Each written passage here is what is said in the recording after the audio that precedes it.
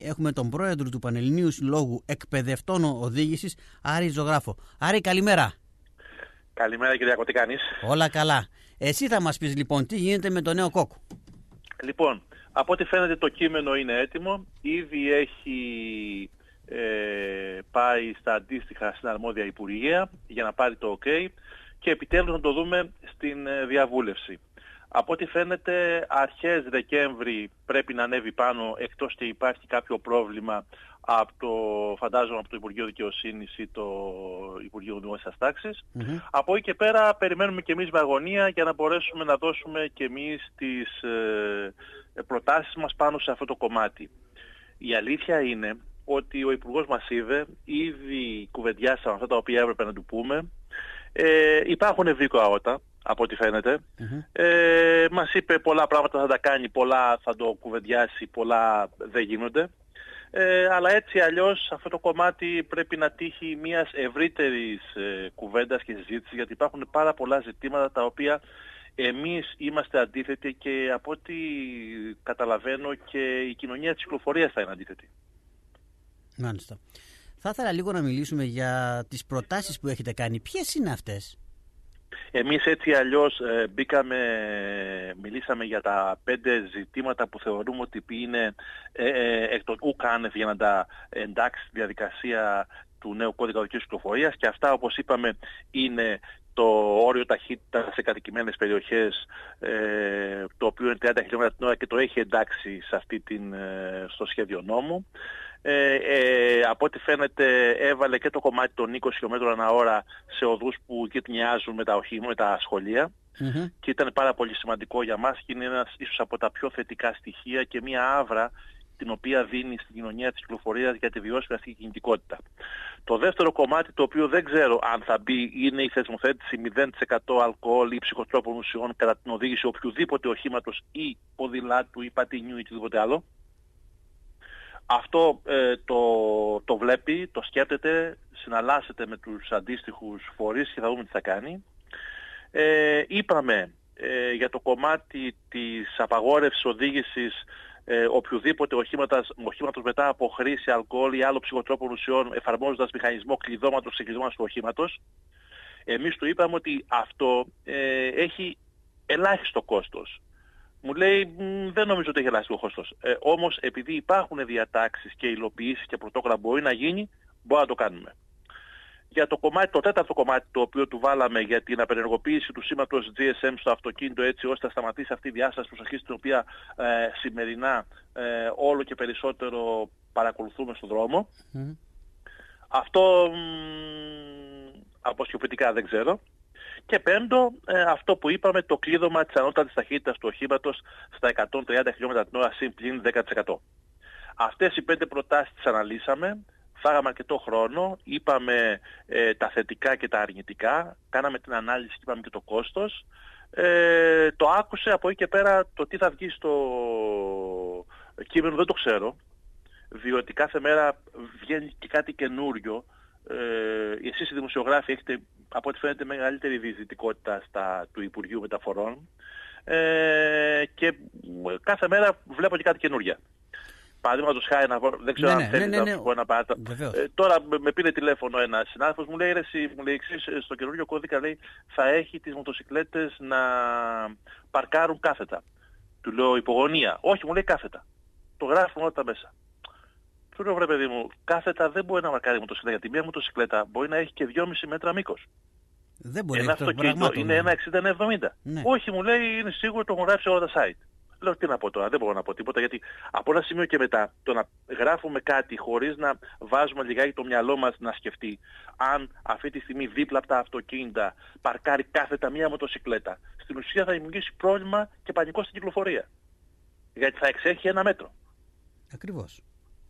Δεν ξέρω, υπάρχουν κάτι τέτοια, ή ξέρω ότι αυτό με τα 5 χρόνια για το ΣΕΣΟ, για να γίνει αυτό πρέπει να αλλάξει το σύστημα ελέγχου συμφοράς οδηγών. Μακάρι να γίνει, αλλά είναι σε ένα δεύτερο πλάνο, σε ένα δεύτερο βήμα, όχι στο πρώτο βήμα.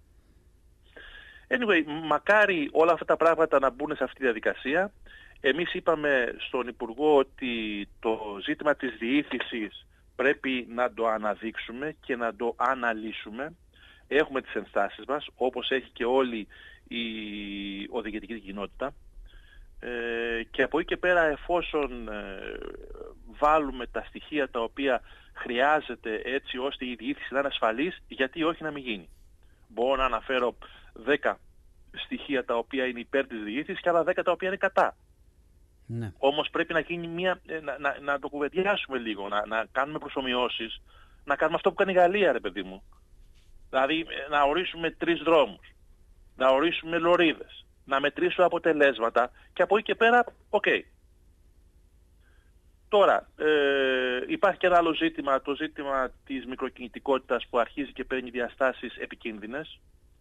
Εμείς το αναδείξαμε, προσπαθούμε αυτή τη στιγμή με τον ένα ή τον άλλον τρόπο να το προωθήσουμε αυτό το ζήτημα, να το προωθήσουμε. Δηλαδή δεν πρέπει να χάσουμε και αυτή την ευκαιρία. Πρέπει τα οχήματα μικροκινητικότητας να συνυπάρχουν στο οδικό δίκτυο και να κάνουμε τη διαφορά. Αλλά από ό,τι φαίνεται αυτή τη στιγμή έχουμε πάρει έναν άλλο δρόμο και πιστεύω ότι κάτι πρέπει να κάνουμε. Πολύ επικίνδυνα πάντως.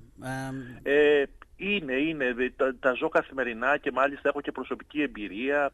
Υπάρχει μια επιθετικότητα των οδηγών των δικύκλων. Κάνουν πράγματα τα οποία δεν είναι αυτό το δίκυκλο, το πατίνι, το ηλεκτρικό. Είναι αυτό που λέγαμε παλιά όταν ξεκίνησε η μικροκινητικότητα, είναι να χρησιμοποιηθεί τα 2 τελευταία χιλιόμετρα για το χώρο της εργασίας του ή για το σπίτι του. Δεν μπορεί αυτή τη στιγμή να κινείται ένα πατίνι με 120 χιλιόμετρα συγκρού. Δεν μπορεί να φεύγει άλλος από την Κηφισιά να πάει στον Πειραιά με το πατίνι. Δεν γίνεται. Κι όμως γίνεται. Και δεν γίνεται για έναν επιπλέον λόγο, ότι δεν έχουν δημιουργηθεί αυτές οι υποδομές. Το είχαμε πει την προηγούμενη φορά. Μειώστε 10 και 20 πόντους από τις λωρίδες κυκλοφορίας να δημιουργήσετε αυτή τη διαδικασία. Μία λωρίδα που θα είναι για τα ποδήλατα, για τα οχήματα μικροκινητικότητας κλπ. Δηλαδή χρειάζεται να βάλουμε και το κομμάτι της υποδομής πάνω σε αυτό το κομμάτι, στην διαδικασία του κώδικα, το οποίο ακόμα και τώρα δεν το βάζει.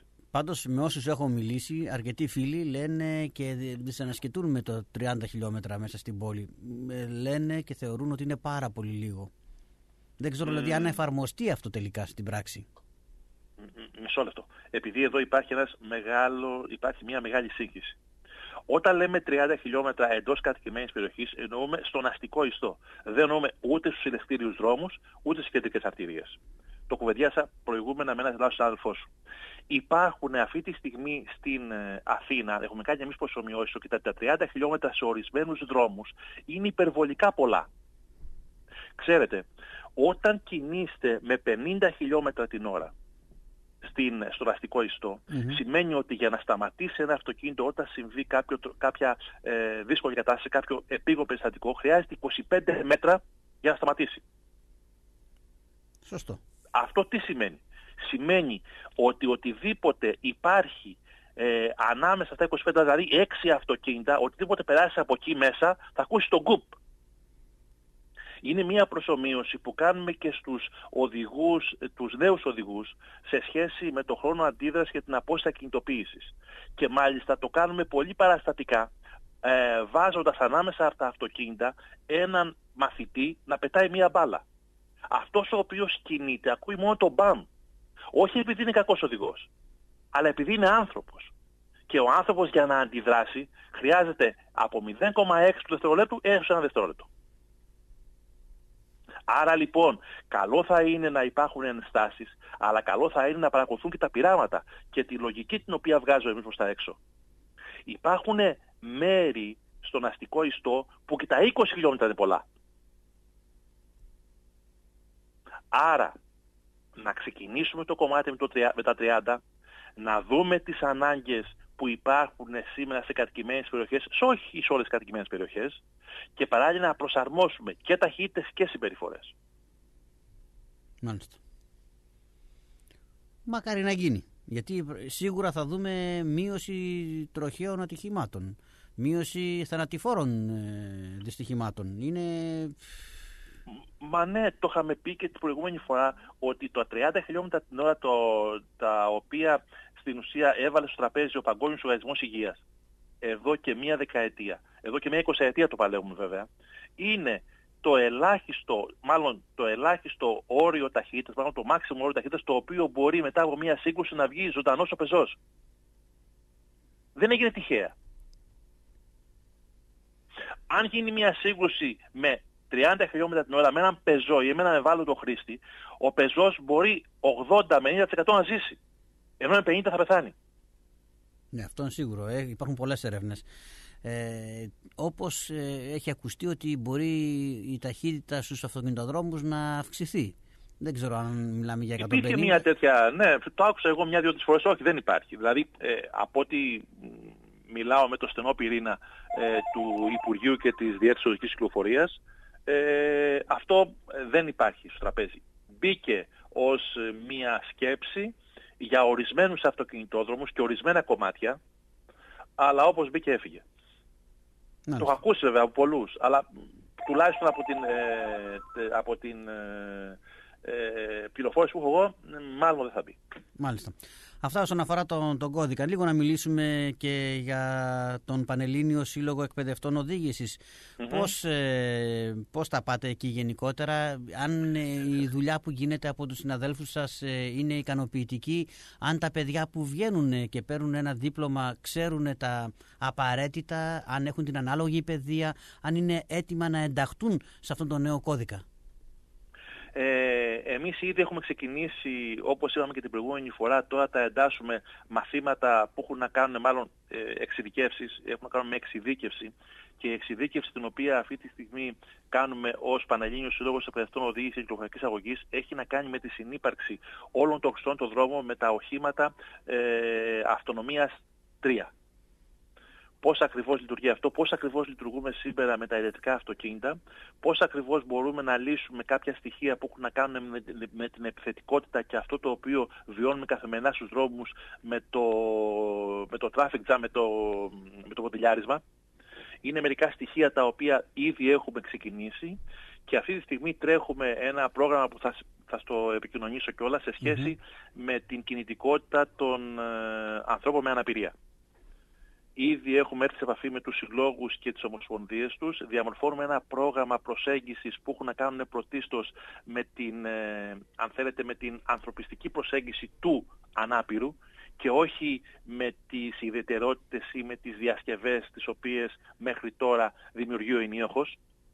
Και εδώ θέλουμε την αρρωγή και των δημοσιογράφων αλλά και των Υπουργείων και όλων αυτών οι οποίοι συμμετέχουν με τον ένα ή τον άλλο τρόπο με τους ανάπηρους.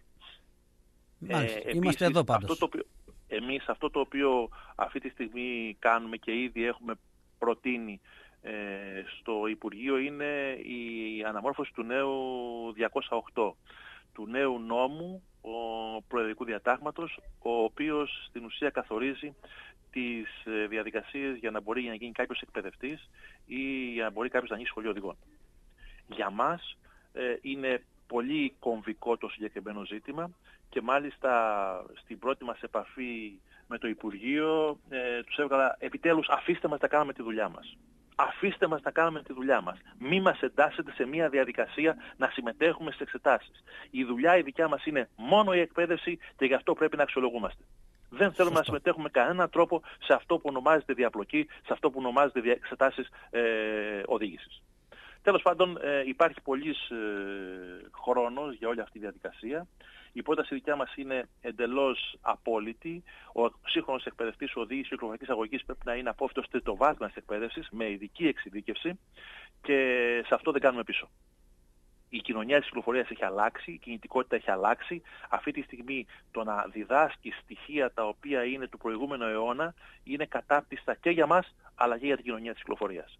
Σήμερα αυτό το οποίο έχει ανάγκη ο κόσμος έχει να κάνει με το πώς συμπεριφερόμαστε στον δρόμο, πώς ακριβώς λειτουργούμε σε σχέση με την πολυτροπικότητα της μετακινήσης και πώς αυτή τη στιγμή μπορούμε να διαμορφώσουμε τέτοιες υποδομές έτσι ώστε ο δρόμος να είναι σημείο αναφοράς και όχι αγωγός κυκλοφορίας. Μάλιστα. Λοιπόν, κύριε Ζωγράφε, να σας ευχαριστώ πάρα πολύ. Να ευχηθώ καλό Σαββατοκύριακο. Εύχομαι και σε εσάς καλό Σαββατοκύριακο και στη Θεσσαλονίκη. Ήδη έχετε καινούργια πράγματα να ασχοληθείτε τώρα με το μετρό και τα σήματα. Ναι. Γιατί η στροφημέτρηση ξεκίνησε. Είναι ανέκδοτο, αλλά το πιστεύουμε. Αρχίζουμε να το πιστεύουμε. Αλλά την επόμενη εβδομάδα θα έχω και περισσότερα στοιχεία για την εισήγηση σε σχέση με τους ανάπηρους, τις οποίες θα τις στείλω και άμα νομίζεις μπορούμε να το κουβεντιάσουμε. Βεβαίως, με χαρά. Καλή συνέχεια. Καλό Σαββατοκύριακο. Να είστε καλά. Καλό Σαββατοκύριακο.